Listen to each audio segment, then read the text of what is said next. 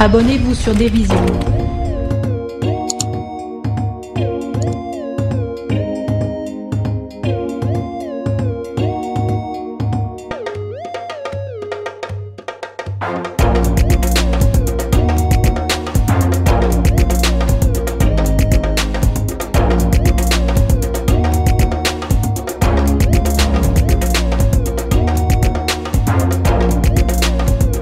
salaamaaleykum mbokk internet yi di leen wax dala ci leen jàmm ci biir émission Takase Daal yéen a ci biir Dérision internationale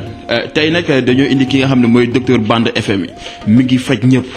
képp ko dégg rek jàpp naa ne yow faju nga muy kenn muy Padros sama frère Padros na nga def. mais Dieye Carlo maa ngi lay bëgg bu baax Dieye Lukaar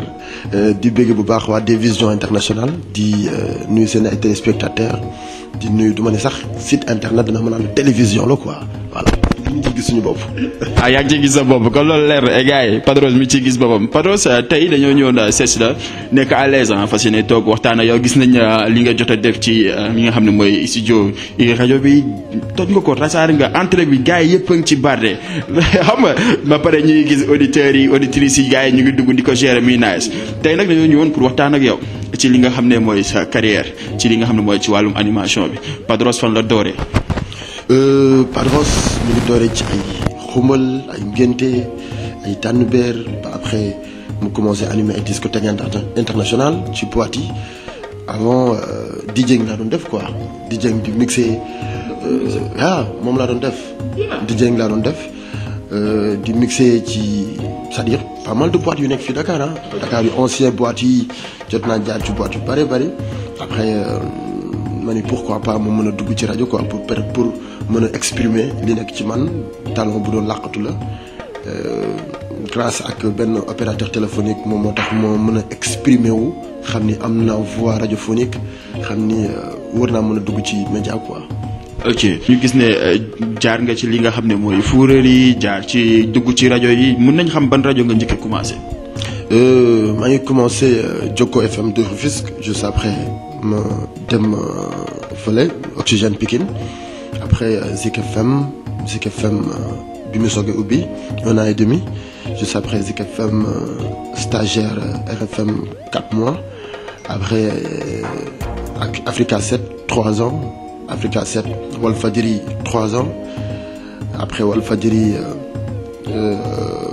kii nu mu tudd Puissance FM mooy rajo bi ma nekkoon directeur général après Oxygène xooluma Oxygène Nostalgie bi avant i rajo quoi après Nostalgie i rajo tey. ok kon jàpp naa ne su ma juumul rajo yëpp nga jaar je peux dire que jëlee nga ci expérience surtout moi su ma juumul nga dem nekk directeur rajo mën nañ xam ban rajo nga nekkoon directeur pour gars yi gën a mën a leer si ñoom. waaw mais loolu nag man yàlla dafa def rajo bu ma jaar bu ne même bu dul dara li ma fay ëppal importance mooy expérience c'est-à-dire c'est vrai que nit ñi dinañ ma ñëw di ma gis nii rek may wax ci kanam télé bi wala di wax ci kanam rajo bi mais expérience bi ma fay jàng moo ma ëppal importance quoi parce que am na lu ma bëgg suba quoi moo tax expérience bi dafay baax pour ma di ko sàkku ji des fois rajo bi ma nekkoon directeur général moom mooy Puissance FM di Walf 3 ancien fréquence bu Walf 3 waaw après sama papa ñu ngi koy kii waale sax ñu ngi koy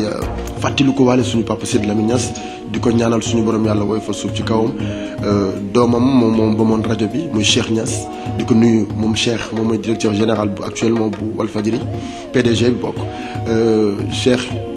ñu yàgg di liggéey mu nuy pourquoi pas Padros tey li nekk ci yow mu bàyyi la nga exprimer wu ibbi rajo jox ma ko ma nekk ci directeur général après bi may quitté Walfadjri nag rajo bi juste dama rajo bi après dafa tëj ma quitté Walfadjri directement. kon ça veut dire que ne yow jamono ji ngay nekk directeur li nga xam ne mooy Walfadjri def nga fa ay jéego te gars yëpp jàpp naa ne apprécié tey moo waral nga ñëw ci benn lieu boobu tey je peux dire que ne yaa ngi fay mëne lu nice ñu ñëw gis ko tey découvrir ko tey nan nga def ba yegg si fi nga xam ne mooy i rajo. yegg si i rajo c'est grâce à Boubacar Diallo DJ Boubs di ko siyaar bu baax di ko ndokkeel moom dama naan li doxoon ci Serigne Touba ak Cheikh Rafal moo nekk sama diggante ak moom maanaam Serigne Touba moom mooy Serigne Touba man maay Cheikh Rafal maanaam juste wan ni na ni dafa am lu nekk sama diggante ak moom affaire bi démb la woon muy xam nga Cheikh Rafal da daan wër Serigne Bamba bi mu wëree Serigne Bamba ba gis ko daal di toog ci ay omo loolu nag moo ma daal ci Boubacar dama ko doon wër yàgg bëgg liggéey ak moom après yàlla dimbali ma may dem bay liggéey ak moom tey kon nag li ma war mooy jaamu ko mais nag jaamu ci liggéey bi ba mu xam ni carrément li mu wóoluwee Padros ba jox ko rajo ni ko ñëwal nga nekk fi en tant qu'animateur teg ma ci condition yu normal jox ma ay conditions yoo xamante ni man tamit nangu naa ko moo tax tey sama nekkin ci iRadio depuis Nostalgie ba tey iRadio. d'accord nañ ci loolu te loolu tamit ñu koy rafetu parce que grand DJ Boubou c'est un grand boo xam ne c'est à saluer dañ koy respecter di ko big parce que képp koo xam ne jeune animateur nga jox nga ko respect parce que ci moom ngay roy tey ñu dégg na Padros moom idoolam mooy DJ Boubou tey loolu lan nga ñu ci mën a wax tuuti. fierté ah. waaw mais ni ngay toogee jekk na sax daa mel ne da nga sawar ci wax ci waaye ji. bien sûr il faut booy wax ci yenn nit ñi nga c'est-à-dire nga wax clairement nit ñi comprendre pourquoi mu nekk suma idole parce que ñëpp moom la ñu tifli te ku ñu tifli nga tooñ aussi yàlla dogal benn affaire mu nekk nit koo xamee bi mu nekkee ci Sénégal ba léegi musul déglu ñaaw liggéeyam bis bu jot day gën a yokk mosoo leen gis mu dellu ginnaaw genre nit ñu mel noonu c'est-à-dire boo doon référence su kan ngay jël voilà moo tax man ni mu nekkee sama référence noonu la nekkee référence ñu bëree bëri ñu ngi nii toog di seetaan te aussi nekk koo xamee c'est-à-dire acteur de développement la di jug pour jàppale ndaw ñi jàppale jeunes yi imaginel mënoon na am teraanga am toog jàpp njàmburam mais fii ci réewam la investir ba tey ay ndaw ñëw di liggéey ci entreprise bi imaginel li nekk ci iRadio yëpp E-Media sax laay wax ñi fi nekk ñëpp bari nañu mais moom macha allah yàlla dimbali na ko ba mu boot ñëpp di dox ak ñoom tranquillement macha allah. ok ñu ñëw ci loolu parce que tamit loolu moom c'est à saluer carrément parce que tey yombul lii nii. tu vois mu jël ay jeunes animateurs yoo xam ne yéen la te instant bi tey yeneen référence yeneen jeunes yi nga xam ne ñu ngi nekk ci suuf tey ma gis Padros amul xaar ma yàlla ak benn animateur Padros ñëpp la jubal ñëpp a koy féliciter ñëpp la amal jàmm ba ci man mii si ay dégg donc jàmm bi mi ngi foofu quoi donc yow lan mooy sa secret ak lan ngay wax yi nga xam ne ñoo nekk ci suuf ban yoon nañu war a mën a jaar ba am jàmm boobu noonu ci yeneen animateurs yi. tout d'abord damay nuyu sama directeur muy Mamadou Ibra Kane di suñu PDG ak Alassane Samba Diop ak Mamadou Ndiaye ak iRadio ñëpp c'est vrai que moom laa waroon dooree mais bon sum xel day fàttu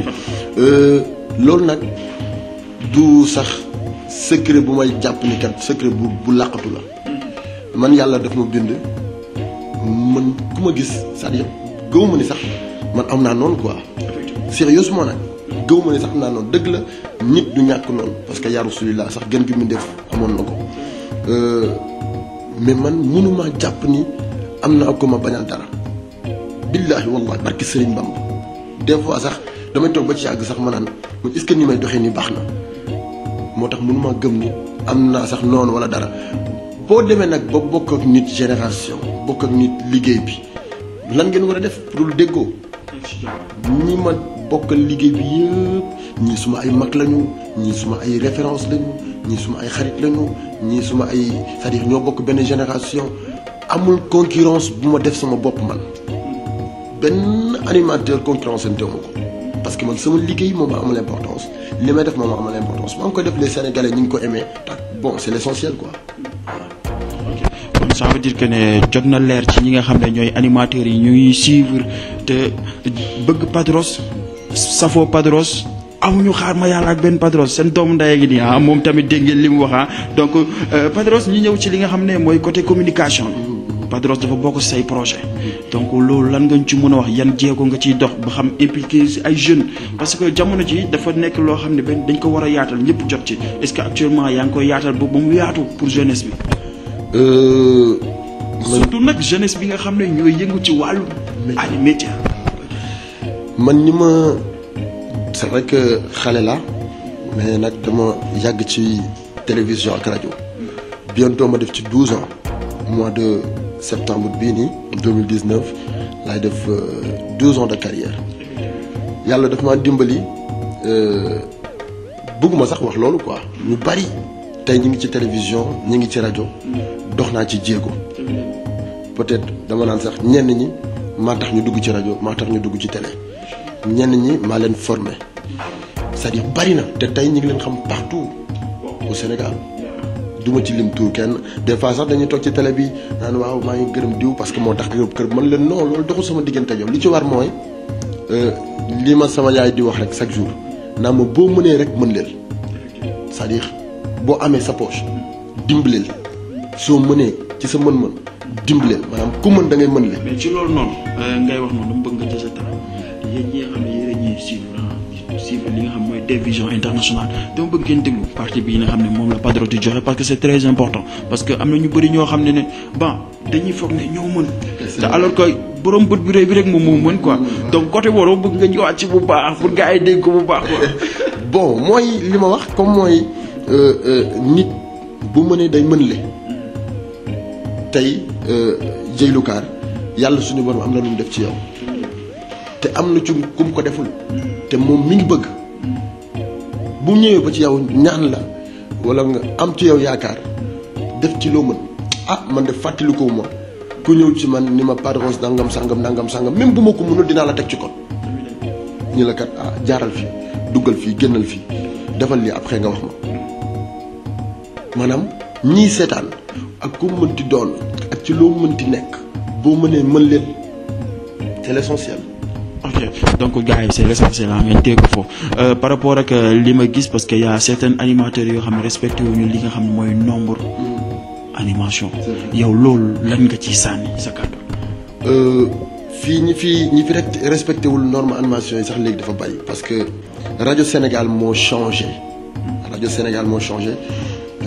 ànd ak benn tendance boo xamee c'est-à-dire mooy nouvelle génération bi rek nouvelle génération bi mais animation mi ngi nekk fa mu daan nekk ba tey ñenn ñi ñoo ñëw indi seen style bopp style bi nag ñu dem ba boole ko ci rajo mais bokkul ci rajo dafa am ay normam mais nag mënuma ci juger mënuma ci wax sénégalais yi ñoo ko bëggee noonu boo xoolee animation yu njëkk yi tey sénégalais yi bu ñu ko doon dégluwaat dañu sentir seen bopp bu ñu dégloo yii nii tey moom la ñuy bëgg man testé naa yëpp testé naa bu njëkk bi c'est-à-dire testé style animation bi génn léegi c'est-à-dire xool naa yëpp quoi mais après bi ma xoolee ba ci biir ma xam ne sénégalais yi ñoo bëgg loolu kon nag kenn ku ci nekk ak sa style gérel mais nag à la base dafa am ay normes nañu jéem a respecter normes yi parce que daf ñuy permettre expérience daf lay permettre nga am expérience. voilà. kon gars yi expérience dafa am solo parce que jàpp naa ne tey nit boo nekkee ci benn affaire te amoo ci expérience vaut mieux que nga baax te dem toog te gis nañ tamit Padros jamono yi passé en 2018 am na lu gars yi jot a dégg ci waa Padros def benn propos ci li nga xam ne mooy conférence ci presse bi après ñu xëyaat tu vois ñu déggaat beneen wax donc Padros loolu noonu tey yow nun nga ko dundee mais bëgguma ñu ñëw ci fee bi juste parce que nit rek la mën a doon parce que ñun ay êtres humains nañ te ñun dañoo am suñu vie personnelle concerné wul ma Samba concerné wu ma dem mais téléspectateurs des fois dañuy bëgg nit ñi di xam donc loolu man lu may wax mooy que man Lu Kaar noo ko dundee laay wax. noo ko dundee bon naturellement comme c'est-à-dire nit koo xamante ni des fois ñu wax la leen loo xam ne nekkul ci yow man nag yàlla dafa def ci man maîtrise du ma ni dara saf ma nag mais yu bari duma ko lijjanti quoi. voilà c'est vrai que ñenn ñi comprendre ñu mais ñenn ñi comprendre nañ te ñi comprendre rek garawul quoi voilà c'est vrai que compliqué na parce que ay wax mécanicien kii dugal fii kii génne fii bon amul salo quoi amul jaruñu ci kii sax bu bari. non effectivement du ci débat parce que xam naa ne bu nekkee DieyloCar Padros tey moom débat boobu du ci am te gars yi ñëpp ñu ngi loon xaar mais jàppale ne li mu wax mooy que ba mu ko ñëwee ama jëlee na ko calme réglé na ko à l'amiable donc ñëpp tamit gis nañ que ñi nga xam ne tamit ñoo ko ne di dañ bàyyi quoi xam nga amul sens bro wala boobu tey ñu ñëw ci li nga xam ne tamit mooy Padros est-ce que Padros am na jabar parce que gars yi wa gars yi ñu ngi xaar am na ñu taxaw di xaar na instant bii nii xoolal moom rek nañuy xaar ba xam Padros am na jabar amul jabar ñu contacté ko parce que dañuy ragal des fois quoi loolu lan ngeen si mën a wax. bon amaguma mais bon amaguma jabar quoi. waxal am nga jabar wala amoo jabar. sérieux amaguma jabar. sérieusement mais am na waxaale. waaw bien sûr jeune bu nekk ci àdduna am nga waxaale. déggal Fatou. awa nee na man la wala benn rek la. non mais est-ce que du kii Kumba non du Kumba kii la lu mu tudd. non est-ce que du soxu bébé. non du soxu waaw soxu bébé la. soxu bébé la léegi xam nga ñu def. boo leen di man xaw ma sax loolu def ba xam ko. voilà boo leen di ñibbi ngeen dem yéen ñëpp bàyyi fi soxu bébé. non soxu bébé dañ ko fi bàyyi. Padros, ça a été un plaisir tu vois discuter ak yow ci li nga xam ne mooy sa carrière li nga xam ne mooy ci côté animation bi est-ce que benn question la am. moom laay tëjee ak yow est-ce que tu es à l'aise fi nga nekk actuellement lii nga xam ne mooy rajo bi ak TV bi waaw est-ce que tu es à l'aise quoi carrément parce que gars yi tamit dañ naan artistes yi kii comment dire parce que maa xam la artistes yi rek laay invité ay waay animateurs yi si lañ bokk. tu vois yaa ngi dégg xam nga est-ce que tu es à l'aise waaw ba xam fii nice parce que xam nga rumeur yi moom dafa bëri mais tey yaa ko war a mën a leer parce que dañ nañ animateurs yi nekkuñu à l'aise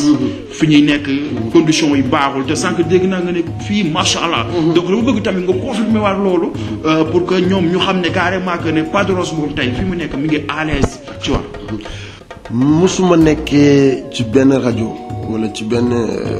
groupe de médias nii à l'aise. musuma nekkee ci groupe de médias jaar naa ci groupe de médias yëpp nag di nuyu groupe de médias bu ma mës a jaar mais musuma nekkee nii à l'aise bi ma fi ñëwee ak léegi c'est vrai que ñu bari ñu ngi may woo pour ma ñëw ci seen rajo wala télévision mais actuellement fii laa sentir te gisuma lu ma fi dindi quoi. pourquoi parce que nee naa la tout à l'heure ni la Boubs ak Padros mooy Cheikh Rafal ak Serigne Touba c'est-à-dire mission boobu quoi moom na liggéeyam man dinaa c'est-à-dire lépp lu mu bëgg ci liggéeyam dinaa ko def man maay Cheikh Rafalam boobu pour nga comprendre. voilà pour wan ni la maa ngi fii à l'aise dama fi nekkee à l'aise moo tax maa ngi ci jàmm aussi c'est-à-dire lépp nice quoi. ok gars yi yéen a ko déggandoo Padros mi ngi nekk à l'aise fi nga xam ne mooy rajo donc nañ ko ñaanal yàlla moo ko amitié bi mu am ak grand moom muy grand Boubs yàlla na sax dàkk bu ci kenn jugee yéen ñi nga xam ne tamit yéenay def bagage yu suuf xam nga ñu bàyyi yooyu quoi amul solo yéen a ma gën a xam tey Padros sa dernier mot par rapport ak li nga xam ne mooy émission Takka Sa Daal ak Dieye Lukaar tu vois ak waa Vision Internationale lan moo sa dernier mot. wax ci réew mi ak ndaw mi. parce que man loolu mooy suma message bi may faral di wax chaque jour ndaw ñi nañu liggéey ndaw ñi nañu am jom ndaw ñi bu ñu lâché wu man de depuis que ma am 13 ans bàyyi jàng ba léegi maa ngi liggéey musuma chômer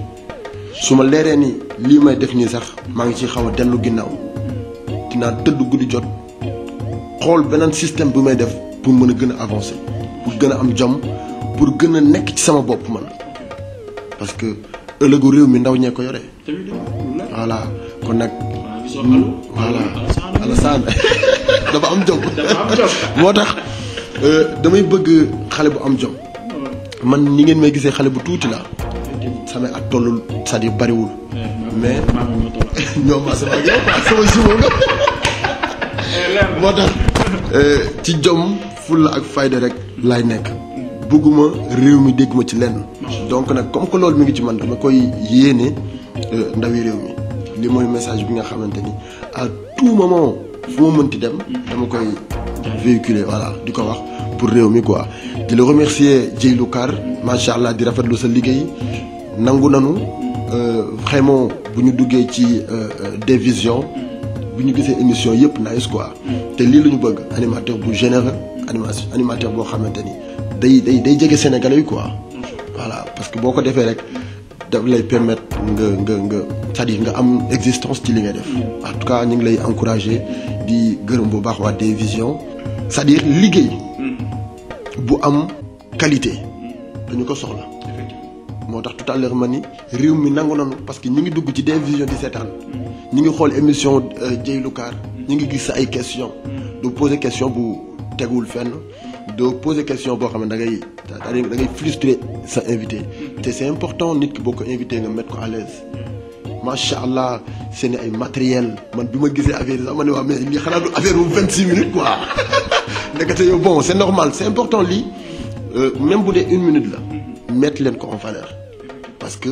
ñi leen di seetaan la bëgg nañ seetaan lu am qualité bëgg nañ déglu son bu neex son bu am qualité aussi tamit présentateur bu am classe ñëw toog ak c'est-à-dire ak c'est-à-dire civilisé quoi voilà lii la ñu soxla te Dvision man maa ngi ci ginnaaw léegi quoi. sama la jox sama place baa ma jox sama place. gars yi comme li leen ko waxoon tey ñi ngi amoon suñu frère Padros moom mi nga xam ne moo nekk fii nga xam ne mooy i rajo di fi toj mu ngi rajaxe mi ngi rajaxe mi ngi non yaa ko liggéey en fait di remercier ñi nga xam ne mooy waa BMS Bossaya multi service ñi nga xam ne tamit ñoom seetaan ñu ma benn yoon par rapport ak ci li nga xam ne mooy dàll yi jean bi yére bi tey ñoom ma solal carrément ki nga xam ne mooy côté Thiouz yi mooy Mamadou Seydou Dem forum Khojo City gars yi yéen ñi nga xam ne yéen a nekk Fouta yéen laay wax boo leen cëppee fi nga xam ne mooy Dakar def leen teew fi nga xam ne mooy Colobane robinet séeréer rue 14 en face Baye Zal Café boo leen demee di nga fa fekk seen frère waa Bossaya multi service lépp loo leen soxla ci côté habillement côté Thiouz dinañ leen ko jox ci côté yére yi nga xam ne jibi moo fa nekk jibi sax numéro yi seen numéro téléphone yi ñaari numéro téléphone yëpp mu ngi noonu ci suuf yéen ñi nga xam ne yéen a ko bëgg seen li nga xam ne mooy dàll yi yére yi waaw te gis naa gars yi foog nga dem foofu xool ak ñoom mais alu dala foo yóbbu alu dalay siisu de waa ji cousin am la waa ji may jox lépp cousin am la léegi bro maa ngi ñëw te su ma ñëwee damay daj shop bi yëpp parce que télé bi tàmbali na quoi. mais jot naa benn de yow Thiouz rek nga bëgg. non dama am rabu. ban mooy sa dàll préféré. man nag awma Thiouz préféré mais dama am rabu dàll parce que man dàll yëpp am naa ko waaw. da nga yow xaaral toogal di gars yi comme li la ko waxee di leen joxe dig daje li nga xam ne mooy dimanche bii di ñëw incha allah à partir de 20h ak beneen invité seen biir émission Takas Dàll gars yi big respect jaajëf.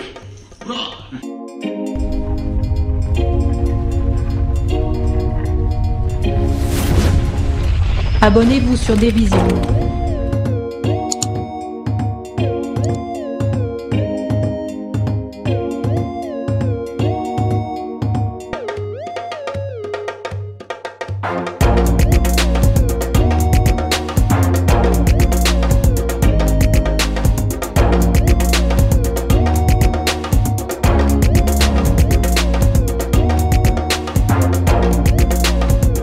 Salaamaaleykum.